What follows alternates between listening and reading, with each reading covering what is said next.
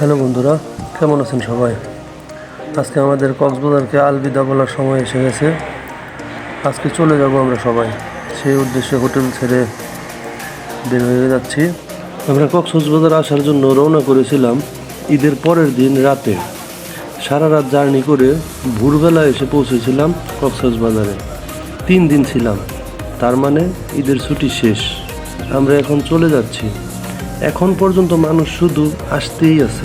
এই হলো আমাদের গাড়ি। সত্যি কথা বলতে কি, এই অল্প দিনে কক্সবাজারের কিছুই দেখা হয়নি।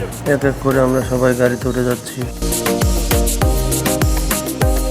এখান থেকে আমাদের গন্তব্য বান্দরবান।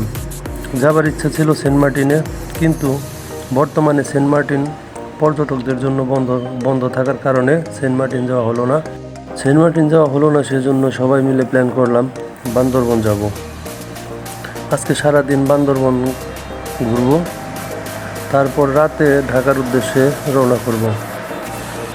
বান্দরবানও অনেক পর্যটন স্পট আছে, যে কয়টায় ঘুরতে পারি বা যে কয়টায় যেতে পারি যাব।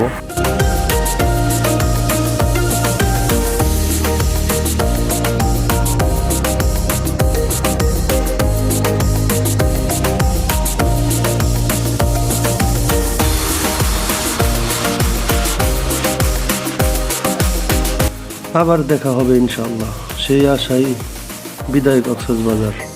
আবার আসবো তোমার সাথে দেখা করার জন্য।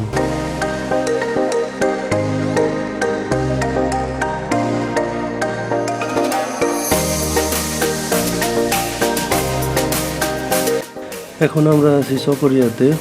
যে আমি বসেছিলাম চকরিয়া কাঁচা বাজার আড়তের সামনে।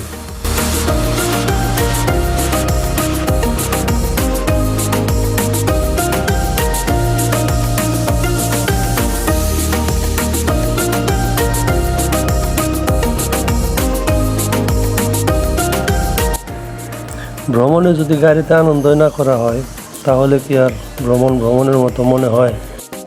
তাই সবাই মিলে নাচে গানে সে অন্যরকম আনন্দ।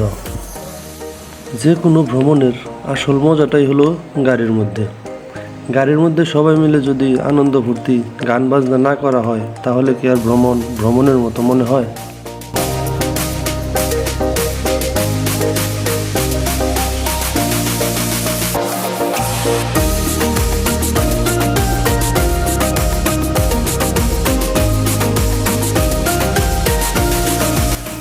গাড়িতে নাচ গান করতে করতে কোন সময় যে বান্দরবান পৌঁছে গেলাম বুঝতেই পারলাম না। এই হলো একটি মন্দির। আমি শুধু মানুষের মুখে মুখে শুনেছি যে বান্দরবনের রাস্তা খুব ভয়ঙ্কর, আঁকা বাঁকা উঁচু নিচু ঢালু রাস্তা, তাই নিজের চোখে আজকে দেখলাম। আমি তো ভাবছিলাম এই পর্যন্তই হয়তো শেষ ভয়ঙ্কর রাস্তা, কিন্তু আরও যে ভয়ঙ্কর রাস্তা আছে আমার জানা ছিল না। পরবর্তী ভিডিওতে দেখতে পারবেন সে কি ভয়ঙ্কর রাস্তা। এখন আমরা আছি বান্দরবান বাস টার্মিনালে। প্রচণ্ড রৌদ্রের তাপ এই জায়গায়।